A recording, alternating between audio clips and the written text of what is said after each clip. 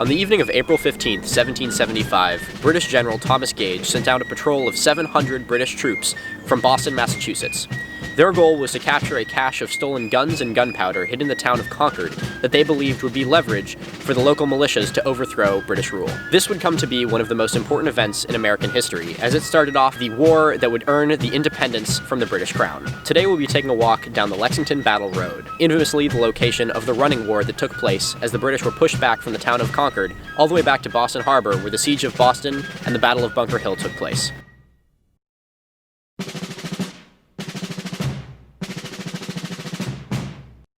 Undoubtedly, one of the most infamous figures to arise from the American Revolutionary War is Paul Revere. Known for his midnight ride, Paul Revere actually had a very prosperous career before the Revolution. Growing up in Boston, Paul Revere was a silversmith, engraver, and, after his business began to collapse by the imposition of taxes by the British, a dentist, though that has very little to do with his other careers. At the age of 41, after being a very well-established businessman in the greater Boston area, Paul Revere fell in hard times as British rule began to disintegrate his business. Like many other colonists in the area, Paul Revere lost a lot of business and a lot of his economic income because of the taxes and tariffs that were imposed by British rule. As a result, him and many others were distressed and unhappy with British rule and put up a system of warnings and alarms in order to better serve the community and alert them in case the British ever decided to resort to violence. At the age of 41, on April 18, 1775, Paul Revere got to put these practices into effect. Between 9 and 10 p.m., he was told by one of his colleagues that the British were riding out of Boston in an attempt to retrieve a cache of stolen firearms that were hidden in Concord.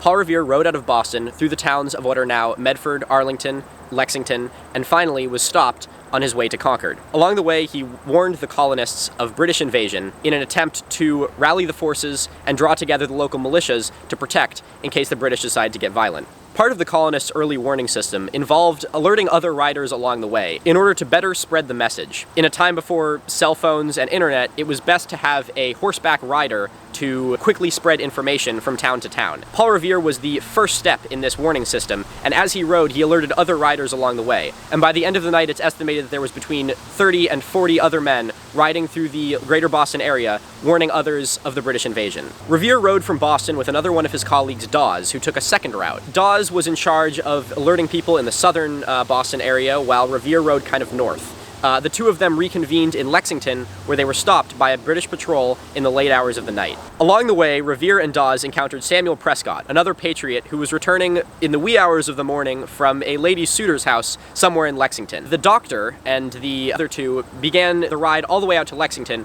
where they were stopped. Prescott managed to escape the British patrol by jumping his horse over a wall and escaping into the forest. Revere was not as lucky, as he was stopped by the British patrol and his horse was taken from him. He was then taken back to Lexington for questioning, where he informed the British of the militia. Though many of the sites along the battle road are physical locations that really have not moved since the battle took place, there's other points, such as the Paul Revere capture site, that are mostly based on eyewitness reports. Here we can see the current monument that has been built to commemorate the location where Dawes and Revere were captured.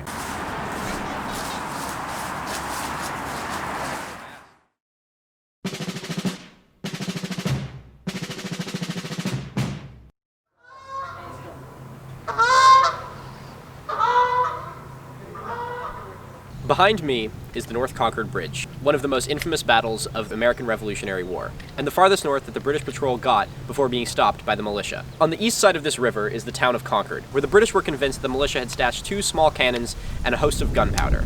However, by the time that the British arrived at the location, the early warning system set up by the militia was able to have the cannons and gunpowder moved, and nothing was found by the British. The disappointed troop looked through the town before advancing forward across this bridge. Originally, about 90 men occupied a position on the west side of this bridge, right over here, where they were in charge of holding off the bridge in case there was an assault by the militia. The British, after conducting their search, decided to burn some boxes used to carry munitions all the way out to Concord and Lexington. And upon seeing the smoke, the militiamen held up on the west side of the river thought that their town was under attack. The militia then descended out of the hills to confront the 90 British patrolmen that were stationed on the west side of the bridge.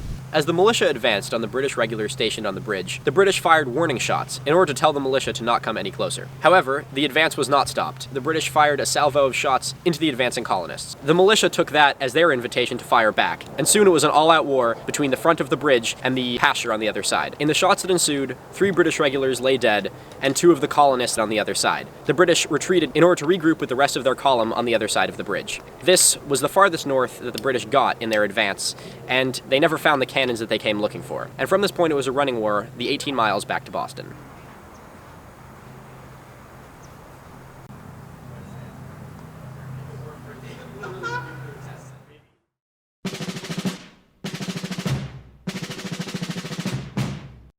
Behind me is the Nathan Merriam House, and while it may just look like another one of the many historic homes in the Concord and Lexington area, it actually marks an important battle location along the Lexington-Concord Battle Road. It is here where on April 19, 1775, the conflict between militiamen and British regulars transitioned from small skirmishes to an all-out war. Up until this point, there had been several small conflicts in the town of Lexington and just north of here at the Concord Bridge. However, as the British were forced to make their retreat, it was here where they had their first taste of real armed conflict.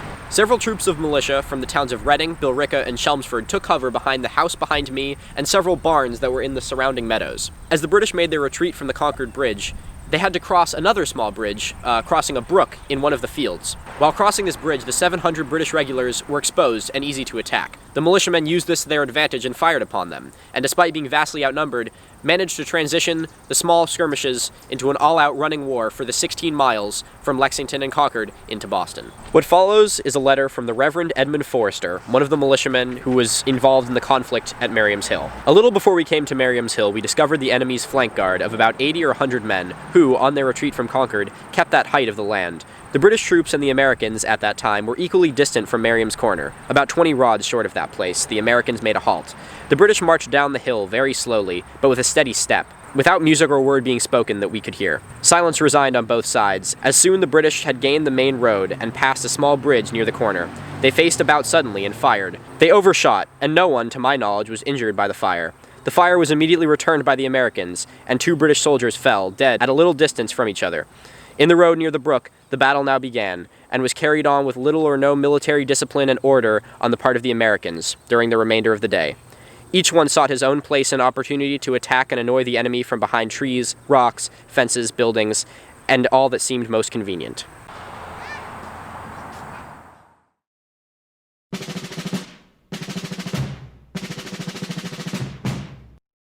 Where I sit now is the ruins of one of the barns outside of the Job Brooks house. Built in 1740, the Job Brooks house was gifted to Job by his father Hugh as part of his wedding commencement. This is one of the typical farms of the area and one of many that surrounded the outskirts of Boston. This farm was actually kind of on the smaller side, only spanning about 24 acres, which by today's standard is quite large, especially for the area. But at the time, that was rather small. The area grew flax, wheat, and raised a lot of livestock such as pigs, oxen, and horses. Just behind me, on the other side of this stone, is the Lexington Battle Road. On the day of April 19, 1775, the British regulars would pass this location twice. Once at 6 in the morning as they marched their way to Concord in order to recon their cache of stolen firearms, and once again in the afternoon as they were forced to retreat from Concord after losing the Battle of the Bridge and losing at Merriam's Corner. The inhabitants of the house would not only see the British regulars pass twice, but they would also be witness to one of the several battles that took place along the road. In the early hours of the morning, the British still had very high morale about them. As one of the inhabitants of the Brooks house describes, he could see their bayonets on the street glistening like waves of grain in the sunlight. However, on their retreat back, it was more of a frantic pace as they were being chased, and soon were to intercept the Woburn militia just over the hill. The Woburn regulars stopped on the top of a hill just down the street from here. The hill is now known as the Bloody Angle, as the road took a sharp turn there, and the Woburn regulars used this as a defensive location, where they took up a position behind stones on the hill, and as the British crossed over a small bridge and rounded the corner, the Woburn regulars fired upon them, making their retreat even more difficult.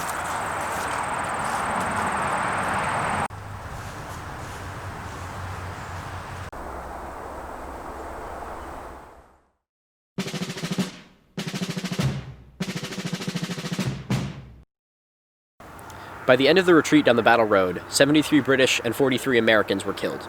Though these were only the beginning numbers, as this was the spark that ignited the powder keg that was the American Revolution. After the victory on the battle road, the Americans managed to barricade the British soldiers in the city of Boston, where all of their land trade routes were cut off. Although the British did have a small victory at the Battle of Bunker Hill, though with crippling losses on both sides. After about a month of being barricaded in the city of Boston, the British decided to pull out and retreat. The British retreated up the coast to Nova Scotia to rally with more forces and to be able to come back stronger and more prepared for battle. Even though all of these skirmishes were small and casualties were relatively nil in comparison to more recent conflicts, this was, in essence, the core of what started the chain reaction of the American Revolution.